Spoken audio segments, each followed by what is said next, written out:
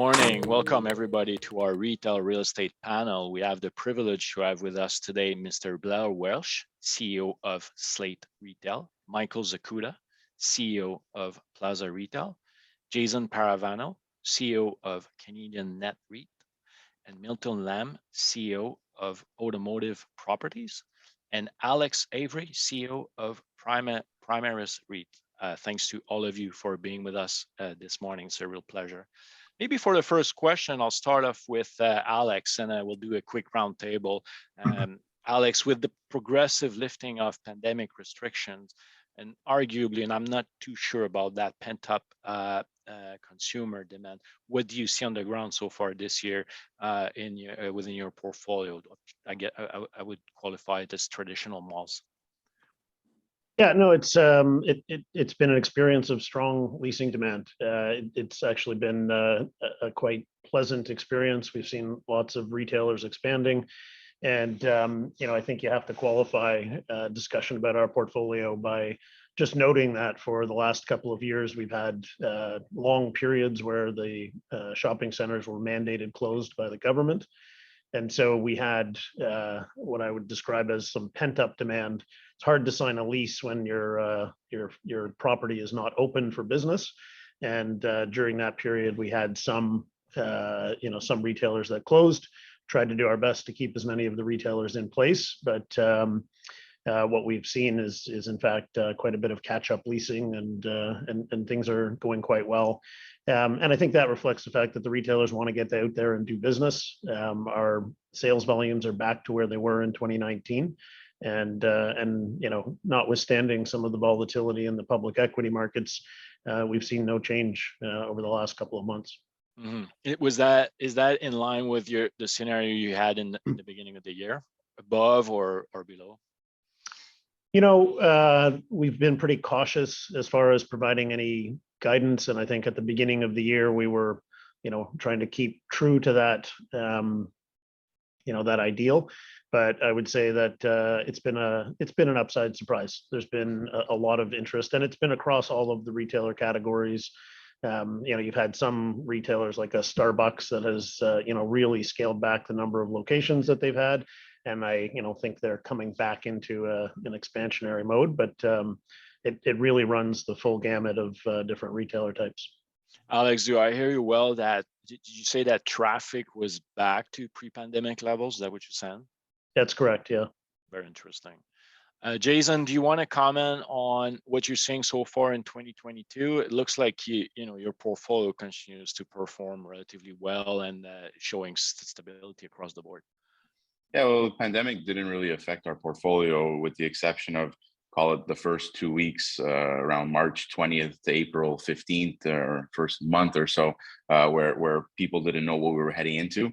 That being said, the tenants we had prospered throughout, and what the pandemic has allowed to happen is that they really understood and were able to build a proof of concept of their business models. So that said, the tenants that prospered throughout the pandemic continue to want to expand now. And I guess maybe a caveat into another topic is just the increased cost of construction right now is really what's impeding people from developing at the pace they probably want to. Mm-hmm. Blair, it looks like your portfolio continues to perform well. Also, what do you see out there so far this year? And would you say it's ahead of your expectations, or a bit of a disappointment? Yeah, well, I think that 100% of our portfolio is located in the United States. 100% of our portfolio is grocery anchored retail. So, in relation to Canada, over 70% of our rent roll was deemed essential by the government. And in reality, we've been open for 2 years, even the tenants that weren't essential. So I think the US experience for grocery anchored real estate was much different than the Canadian experience for lockdown. We've had over a year and a half of positive occupancy growth. So, I think that speaks to the difference. And we've had growth at growing rental spreads on our release. So the market's been extremely active. I think, what essential real estate is and how important the neighborhood center is. We think grocery store is food logistics, not actually retail, but we can all talk about where does retail end and where does industrial end and retail begin. I think for food sales, it's actually the grocery store is just a logistics hub. 20 to 30 foot clear heights with loading bay doors. I mean, it's what Amazon dreams about. Is it really a grocery store? So our experience in COVID has been, I think it highlights the value of our real estate that we own in the United States. So, I don't want to sound flippant, but we don't talk about COVID anymore and haven't for a little while. But I think more to what Jason was saying, we at Slate have always been fundamental real estate buyers and trying to buy cheap rents. And I think our grocery stores and our assets have cheap rents. In an inflationary environment, there's a demand for operators to get cheap rents because there is pressure on margins across the board in any operating business. Mm-hmm. So we feel very, very bullish on our real estate and how it is defensively set up for an inflationary environment. And we're excited about the opportunities ahead. Mm-hmm. Interesting. And Michael, you have a different model. What would you say you're seeing so far this year within your stabilized portfolio? Well, we're seeing very strong demand for what we want to label essential needs, for specialty retail, for value retail, and for QSRs. Probably record demand for QSRs, for a whole variety of fast food players. Obviously, there's grocery demand, there's dollar store demand, there's pet shop demand. All the value proposition players are in the market, and some of the specialty guys are very active, like the Princess Autos, the Canadian Tire banners are very active in opening new stores. So pretty positive environment for us looking to develop or redevelop assets. What would you say are the risks today within your portfolio? I don't think we have a lot of portfolio risk when I look at what we own. Our risks are as a developer. You have increase in costs, both interest rates and costs, and I'm sure we'll talk about it on this panel. And you have to adapt and adjust and do that as quickly as you can. That's probably our biggest risk. I don't see a lot of tenant risk right now, not from the feedback that we're getting in the marketplace. Interesting. Milton, you have a different model. Do you want to expand a little bit on how the pandemic affect your model, your business, and what you're seeing so far this year? Yeah, I mean, it's not too dissimilar to what Jason, certainly what Blair talked about on the essential. I think we've been regraded from specialty retail to essential retail. And when I say retail, I'm using that word loosely to Blair's comment, when does that morph into logistics? Because really what you've seen is an acknowledgement that the auto retail is essential service. You need to drive even in a pandemic, and logistics. The OEMs, the manufacturers need to get their cars out. The conversation with us has not been about being open. We're 100% rent, 100% occupancy. It's really tough to complain. And from the tenant side, you're seeing supply side constraints, but what has that meant to them? That has meant that they've got to maintain or increase some margins, because right now you're asking for a car, you're not trying to negotiate for a car. So whether it's service, I just tried to put my car in for service and was told I had to wait 3 weeks, or whether it's getting the actual car itself. We've been regraded to essential, which, we've been saying that mantra for a while. It's really nice to see that the market has actually noticed that as well and starting to price it that way. Hey, Milton, if you want, I know the CEO of an automotive REIT. If you want to jump the queue for service, just let me know. Sounds like a plan. Milton, how should we view the use of space within your portfolio in the current context when you mention supply chain issues? Do you feel like demand itself will be affected, or the use of the space will kind of change, but the overall demand for the space shouldn't change too much? Is that So it's interesting when you're talking about demand. I don't think the demand will change. I think it will increase because what you're seeing is new brands coming to the marketplace, whether they're, VW announcing Scout, or whether it's Volkswagen, Volvo with Polestar, or new brands, Tesla. We have, 6 service centers with Tesla, which, looks and feels quite similar to the rest of our portfolio. Like to have them. Rivian. I mean, there's a number of groups coming to the marketplace, and there's, especially in the metropolitan markets that we play and own in, it's very hard to get that zoning.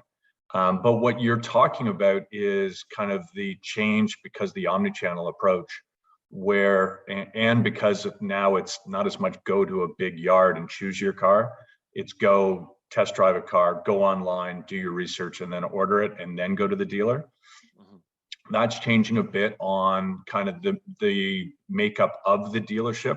I always smile that the more backroom you see, the more service. That's because the dealers want it, and the prettier the showroom out front, it's because the manufacturers demand it. So we're seeing slightly smaller retail footprints because they don't need to hold as much, but we're certainly still seeing demand on the service back end. So as a combination, it seems to still be working very well. And there's a lot of dealers smiling right now. So we're not getting a lot of phone calls other than saying, what's next, and, smiling and talking about their new toys that they just bought. Mm-hmm. And while I got your attention, Milton, could you expand a little bit on your views on external growth in the present context? It looks like you guys were, I don't want to say, well, I could say conservative last year. You're not in a hurry to acquire. It seems like you're not in a hurry to acquire any assets. How do you feel this year? Yeah, I mean, last year, the good news is dealers were making money. The other thing is, as I mentioned, essential service, essential retail. So banks loved dealers. They still do. But last year, certainly the amount of capital and the cost of capital, and the amount of profits that the dealers were looking at, it's interesting when you're knocking on their door saying, hey, work with us. We're certainly long-term real estate. We want to work with you.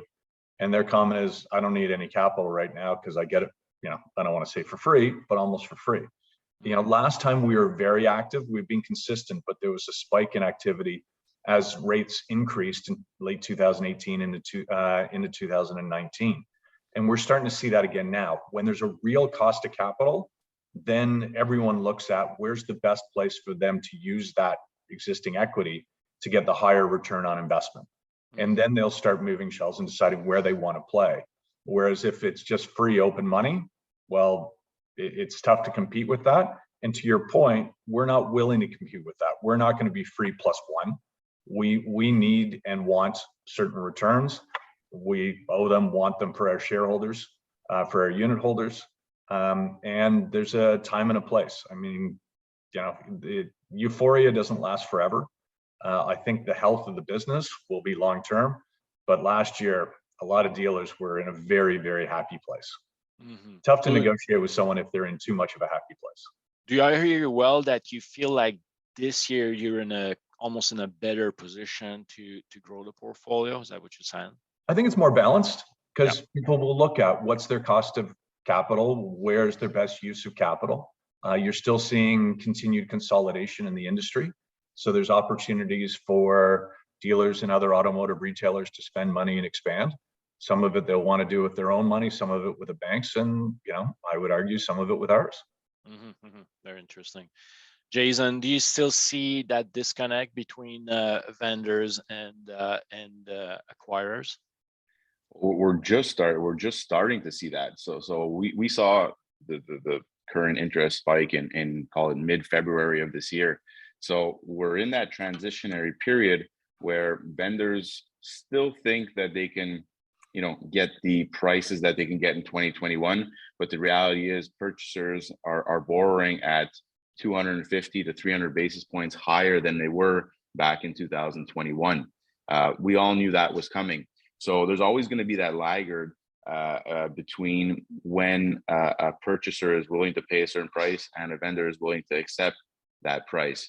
But the reality is cap rates, if you're borrowing, need to expand. If you're a non-borrowing entity like a pension fund or an insurance company, cap rates will probably stay the same in the assets, and you look at the real estate fundamentals. But in our world, we need to maintain that spread between the cap rate and the cost of borrowing. And it's always, I always say as a good indication that this is going to happen when the brokers are actually calling you and telling you, or the brokers are convincing the vendors that the cap rates need to go up. Because they're the last ones that are going to want to say that, because their value proposition is to get the best money for their clients. And obviously their paycheck goes down if the purchase price goes down. So we're seeing, we're going to see some price discovery, I think, in some transactions that are happening either now or over the course of the summer. And like it always does, you're going to see a trailing, call it 6-month period where the cap rates have to go up, just like when we saw it from 2019 into 2021 when the cap rates went down. There's always that period where the interest rate goes down and the spread between the cap rate and the interest rate follows. So I think we're in that transition period now.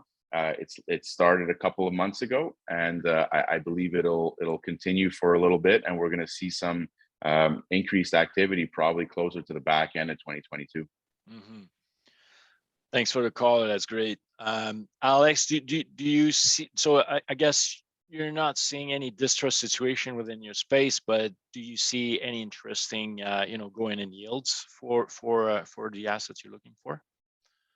Yeah, I mean, our property type focus is a little bit different than I think most of the panelists here. There has been a relatively illiquid market for enclosed shopping centers for the past several years, predating the pandemic. And our formation as a spin-out was combined with a purchase of $800 million of shopping centers from a Canadian pension fund. And that was a creative transaction where we basically became partners with that group. They took back equity. There are lots of ways to address the illiquidity in the market, but in terms of how we set up Primaris, we kind of had a blank slate, and we did a number of things to really position ourselves to be an ideal consolidator, including just existing as really the only growth focused enclosed shopping center company in Canada. And you've got a long lineup of vendors that are looking for liquidity. And so we're trying to, solve that riddle. But as it stands today, our unit price is at a level where none of the acquisition opportunities in the market compare. I mean, our NAV is, our IFRS NAV is $22 and our stock price is below 13. We get a 70% plus return on every dollar we invest immediately. And we set up the company with $60 million a year of free cash flow in excess of CapEx and leasing and distributions. So we can buy back stock continuously forever. And as it stands right now, the math is that we grow our FFO about 6 or 7% just through buybacks alone, without levering up the balance sheet. It's hard to compete with that when there are vendors out there that are looking, but we're still working on the external growth opportunity.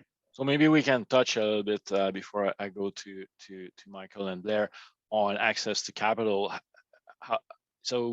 How do you feel about access to capital? It looks like the environment is a little bit more challenging on that front, but would you feel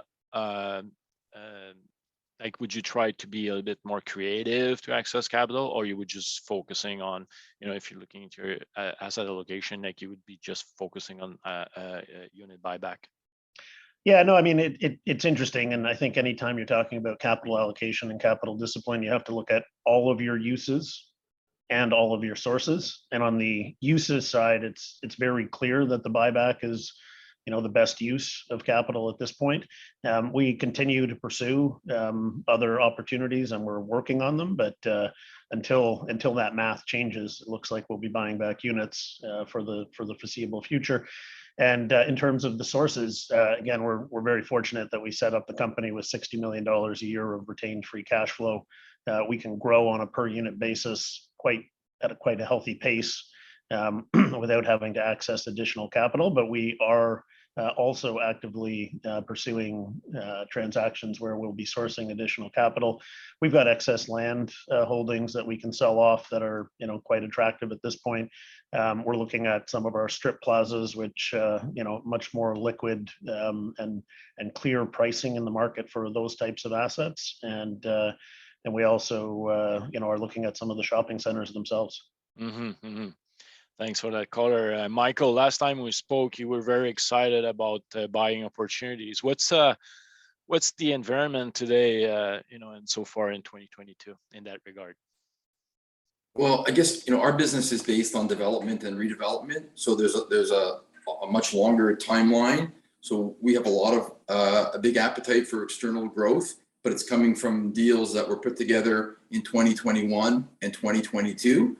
And again, there's a lot of opportunities for development and redevelopment. We're clearly right now in an adjustment period.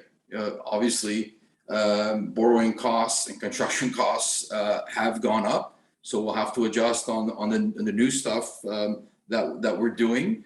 But we are adapting to new market conditions. It's quite interesting. Rents are going up. We are able to command higher rents from major retailers who recognize that costs are higher. So I think that's some very, very good news for developers. Though you can get caught in that transition period if you put a deal together based on certain costs and now you've got to deliver it, your returns are going to be challenged. But in general, we're seeing good growth, and we're seeing continue to see opportunities to develop and redevelop assets. And there's probably less competition today than there was pre-pandemic.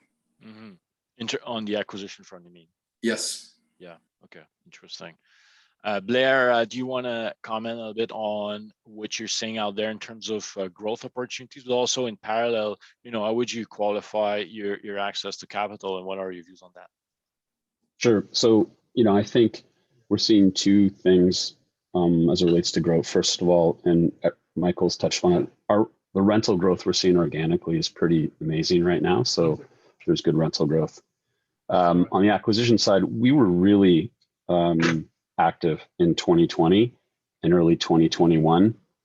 But it had nothing to do with the real estate we were buying. We were actually buying from sellers that were constrained in other parts of their business because of COVID lockdowns, and they needed to sell grocery stores to get capital to deal with other problems that they had. And we were able to buy cheap rents at almost 8 caps. We thought that was really good business.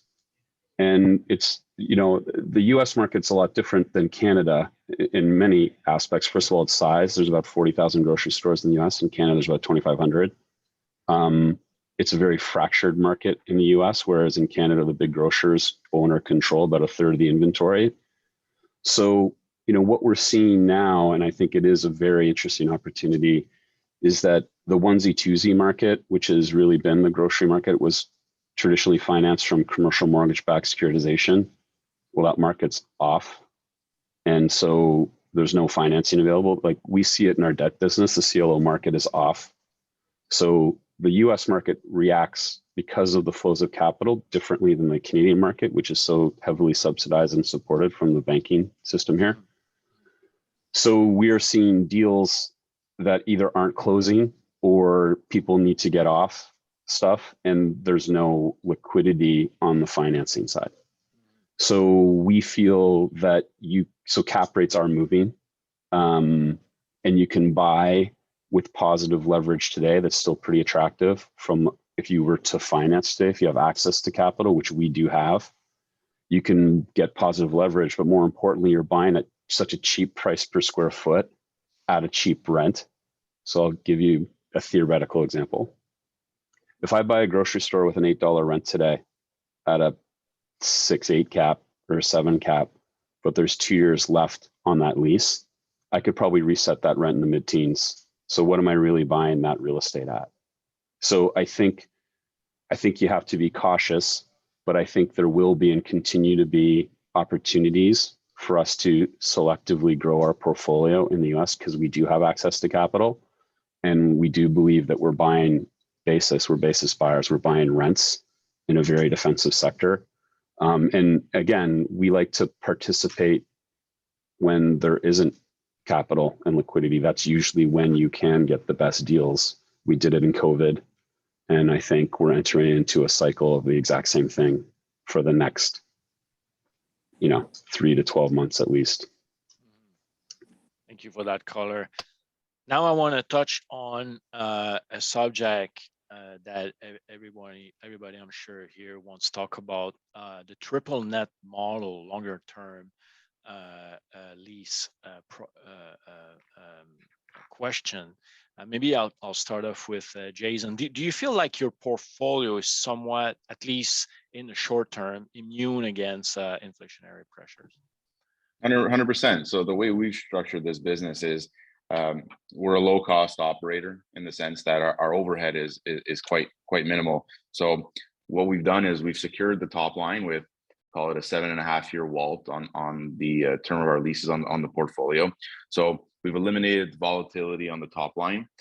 Going from the top line to the bottom line, what's in between? You have your operating costs. I would call it north of 98% of our operating costs are recharged to our tenants. So we have very, very low volatility going from the top line to the next line, and the next line is our interest expense. So when it comes to our interest expense, we got a 6-year weighted average term on our debt. So low top line volatility, call it almost 90% of our revenues just come from national covenant tenants. So low top line volatility, you've eliminated the risk on your operating costs in terms of recoverability, having 99.97% of the portfolio leased up, and stability in your interest expense. So we've immunized ourselves from short-term pain, either from inflationary pressures as well as interest rate volatility, and that just flows through to our FFO, which has remained, one, constant from the existing portfolio, and two, growing from the external growth that we've done over the years. So I like the model. It lets us sleep healthy at night. We don't have the same issues as our friends in the multi-res business that have had increased energy costs, or our friends in the office business. Well, that's a whole other ballgame in terms of the fact of whether or not vacancy will go up and absorption of all those operating costs is going to fall on the burden of the landlord. So no, I think with this model, it lets us sleep well at night, and lets us focus on growing the business as opposed to the challenges of inflation and interest rate increases.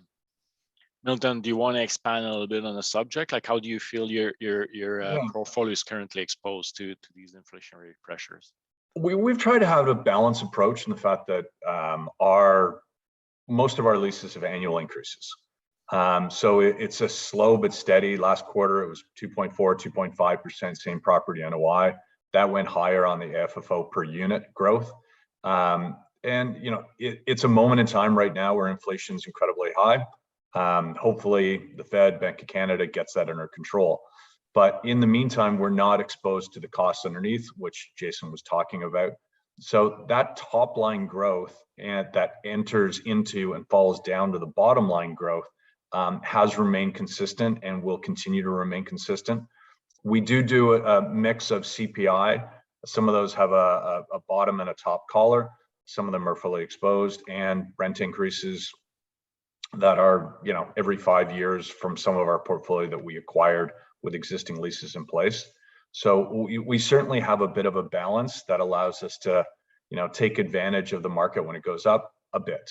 And then, if inflation goes up, we get to participate in a bit. But over the short to long term, it allows us to just compound very nicely. Talk to Warren Buffett, compounding is not a bad thing. Mm-hmm. And Alex, you have both a buy side and a sell side experience. Do you feel like at some point in time, investors' preferences could lean towards a more traditional model, whereas like shorter term lease terms, whereas you will be possibly more able to increase rents compared to the longer term, triple net model? And I'll get back to you guys, Milton and Jason. I promise. Go ahead, Alex. Yeah, no, it's a super topical question, and I think there's always two sides to every story, and there are periods of time in which having a 20-year weighted average lease term and fully triple net is the best way to go, and there are other times when you want to have daily mark to market, and I think at this exact moment you want to have a lot of ability to capture inflation. And that's you want to be able to capture it on the revenue line and not on the expense line. So it's a little bit of a challenge, but not by design necessarily, but the mall business itself, in terms of our business, we've got percentage rent built into a lot of the leases, and perhaps even more impactful, our in-place occupancy is 86%. So we've got quite a bit of at market leasing to be done. And then the remainder of our portfolio has a weighted average lease term of about 5 years. So we've got quite a healthy amount of exposure. And, I don't know that it's necessarily inflation focused, but the fact that we've got that occupancy improvement opportunity means we'll be able to drive NOI, materially higher over the next few years, whether it's a high inflationary environment or a low inflationary environment. But it'll certainly help with concerns and questions about the real pace of growth versus the nominal pace. Very interesting. Blair, do you want to add to this, and what do you see in your portfolio today? Yeah, well, I mean, I'll make a comment. I mean, we can all talk about it. It's a fine balance. I'll buy anyone on this panel a beer, and I'll buy any banker a beer that finances a short-term lease like they finance a long-term lease. And until that changes, you're going to need some debt, unless we finance it all equity, which usually equity costs more than the debt. So it's nice in theory to sit there and go, yeah, I'm going to ride all short-term leases, but your lender is not going to let you do that. So you kind of need to do both. In Europe, all of the leases in our grocery portfolio is all CPI linked. In North America, that's not the market norm. I think you'll see more. I think the other panelists have said it. I think a good operator should focus on growing top line revenue growth and watch below the line costs, because in all of our businesses, the tenants pay for the operating expenses if your building's full. So, I mean, grocery anchored real estate acts a lot like industrial. So below the line costs are pretty low. And, because the grocer's cost of capital is cheaper than what we would want to charge them for a return. But, I think to sit here and go, yeah, we're going to switch it to take all the benefit of the short-term leases. I just don't think lenders will let you do that. And real estate's pretty capital intensive, and we all need debt. So. Fair enough. Yeah, I mean, that goes to the point earlier on capital availability. You are seeing the have and the have-nots, and fortunately around this panel, you've got people who do have access to at least debt, but often equity as well. If it's all too short term and all too, you can expand it exponentially, but you can also lose it very quickly. Your debt costs are going to go up as well, or you can't get the debt. And while I got your attention, Milton, do you want to expand a little bit more on your lease term, like your average lease term within the portfolio, and whether you feel you could be at risk of not being able to pass through some of that inflation in your leasing conditions? We have long-term debt, 6+. We have long-term leases, which are 11+ weighted average lease term. But the annual rent escalations compounding, I think we're in a pretty good place. Around the table, you never know, but not a lot of people are projecting that this inflationary environment is going to be ensconced for the next 5 or 10 years. Is it 18 months? Sure. Is it 36 months? Hopefully not. A lot of people are looking at doing debt that's kind of 2 years because they expect a heavy hammer and then a pullback as inflation recedes, and then that'll push through both on cap rates and on debt costs. So, I mean, it's when you're signing up for a 13-year lease, 15-year lease, partly it's because it's an essential for them to have that property for their business. It's not as easy to move if it's as industrial or office. So we provide them that length of term, and it allows us to have a very nice chunk of land, chunk of land underneath. But certainly we like the longer term. We have to provide it to our tenants. We also like the annual escalations. Some years it allows us to get ahead of inflation. Other years it's slightly behind. But on a short, mid, and long term, we tend to do pretty well. Mm-hmm. Jason, do you want to add to this? More of the same of what my fellow panelists are saying. Our portfolio is a mix, like everybody else's, of top line growth linked to either CPI, not as much as Blair's portfolio in Europe with everything linked to CPI, but I would say probably around 10% of the portfolio is CPI linked, where the balance of it has those kind of every 5-year escalations between 5 and 10%, depending on where the leases were signed. But what we also have to remember is in a very low margin business, like the grocery business or the pharmacy business, it's also important to keep those rents kind of where they're at to maintain the ability of your tenants to be profitable.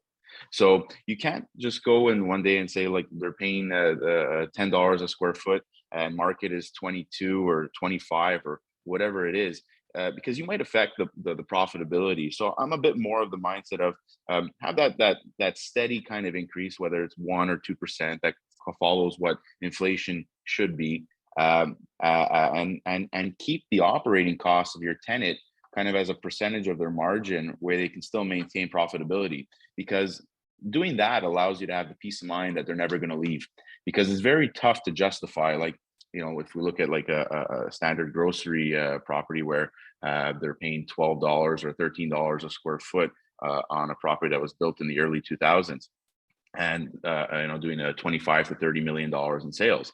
Very, very tough to justify moving a location when your rent, which is one of your biggest items on your P&L or your overhead, is only 1% of sales. Very tough to justify moving into a new store for that extra 5,000 square feet to capture an extra 3 million of sales. So like everyone else mentioned, you need the balance. And I think that's the most important thing. The rent can't get away from itself, because then if you go into a deflationary environment, the margins suffer. The margins suffer and the operating costs maintain be too high. Great color. Thank you, Jason. Michael, if someone can talk about development, it's you. How should we view development costs for the rest of the year and next year? And how do you view your business plan in terms of required yield on costs? So obviously costs are going up, and the ability to deliver now takes a longer time, which also increased costs. But we work with a spread over, in effect, our long-term mortgage constant. And just going back to the last discussion here, our philosophy is lock it in for as long a term as possible, match your lease with your term debt. We don't play with short-term debt aside from our construction, our operating line. Stay away from that. And so we're in the period now where we have to adjust our maintain our spread by adjusting, where we're dealing with higher mortgage constant. Therefore, we're looking for a higher yield on the project, and we are able to do that.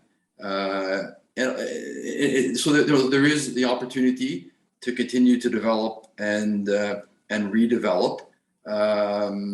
So that's how we deal with these cost increases and inflation. Michael, do I hear you well that we should expect the same level of activity at Plaza no matter the context at this stage? Is that what you're saying? Well, there's a strong level of activity because the pipeline is full. So we live off a pipeline, and the idea is that stuff that we have under contract to acquire land or buildings to redevelop, they're going to come on stream 2 years from now, a year and a half, 2.5 years from now. So that's our business model. So I'm not looking at current acquisitions. We're not buying finished product. So as the pipeline levels are reduced, and obviously we're out seeking new deals, but there's no lack of new deals for developer in our geography at present. Very interesting. Last question, we got 5 minutes here. Blair, your favorite question. What do you think the market is missing in terms of replacement costs? Oh, I thought it was going to be a Habs lease question, but that's okay. Replacement costs. I think, replacement costs can be theoretical, but we look at it more from a leasing perspective. And Michael was talking about it, and Jason was talking about it. There's a band in which, you have to respect your tenants to keep the income. So if you have right now, there's the margin between our in-place rents and market is significant. It's not going to go up, to catch up tomorrow, because you can't. But really, it's a leasing game. So if you're buying cheap rents and there's going to be an inflationary cycle, that's really why you do it. Because in our business, is a grocer going to move across the street if they could? And we tried, like they can't. But are they going to double the sales to justify the double rent if they move across the street? And it's no. So it's a remodel. And I think so. It's really that simple. You just try and buy cheap rents, and then you can slowly grow it over time. It's Slate Grocery REIT.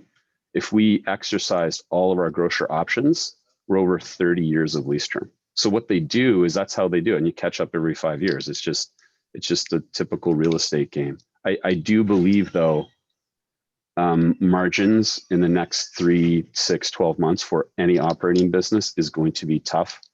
For a grocer in the United States, 30 to 40% of their cost is transportation, and 25 to 35% is labor. Rent is important, but given that 70% of their costs are going to go up, that just means their margins are going to get hit, and it'll take them a long time. They're just going to adjust prices, so we're all going to eat it in food costs. But I think we all just need to be wary of that. It's going to be bumpy for the next little bit, but that's why we like buying cheap replacement costs. I think people have been so focused on a cap rate, and I think unless you know what rent you're capping, it's the most useless stat you could ever do in real estate. So we focus on rents because we think rent is the most important thing you should focus on. Thank you, Blair. Milton, do you want to add a little bit on that? You have a very particular portfolio with lots of embedded value in there. How do you feel about the replacement cost today? You have to look at it. Maybe it's because I started in real estate in the early 90s, and the mantra was buy below replacement costs. Construction costs have gone up. In our case, the availability to get zoning, combine that with the fact that most of our tenants have radius clauses that they're restricted to go beyond a certain amount outside of where they are now. So it's tough to relocate. All that is, very important to be going forward to make sure you want your tenants to be profitable, as people have talked about, because it allows you surety of income going forward. But at the same time, costs are going up, rents are going up. It's the sudden spikes that really cause tenants heartburn. So we certainly like what we have underneath. And the other thing is, being metropolitan markets and large chunks of land, I kind of like to say, if I get a bad phone call, I love the fact that it actually turns into a good opportunity. And we certainly have some of that within our portfolio. But similar to comment to Blair, our tenants have existing term plus options. So we're there to support them, but at the same time, we want to look over our shoulder and know if something goes in a different direction, that we actually have some upside. Alex, last word. You have 2 minutes. Yeah, no, replacement cost is a fascinating topic, and I think in the long term, it's super important. In the short term, in terms of what the public markets are looking at right now, they're not particularly interested in replacement cost. I don't want to speak for everyone on the panel, but I think I'm probably going to do that when I say that our current enterprise value is materially below replacement cost. And the real issue for the public markets is understanding what the transmission mechanism is to have replacement cost become a real factor in rents, as Blair was mentioning. And that really only kicks in when you have an expansionary environment where your tenants are looking for more space and the marginal cost of new supply is replacement cost. And so, depending on what the property type or the strategy is, that can be, immediate. It can be 3 to 5 years. It can be 10 years. And, in the case of a property type that's out of vogue or a geography that's out of vogue, it may never become relevant again. But, I think coming through the pandemic, I can certainly speak for, for the enclosed mall space. There's been a perception that, the mall is dying and that there are, negative trends. But you also saw during the pandemic, depressed occupancy, depressed rents. And what we're seeing now is retailers, are embracing bricks and mortar as part of an omni-channel strategy, and more than part of an omni-channel strategy is the core of an omni-channel strategy. So we're actually seeing occupancy rising, and that's when you get that real tension once you get your occupancy up to really press rents. To Blair's point, that's where it really becomes a factor. And the bigger the discount to the replacement cost, the bigger the potential prize at the end of that rainbow. But I feel like we're getting closer. Mm-hmm. Great caller, Alex. I wish to thank you all for your time this morning. I thought it was very, very interesting.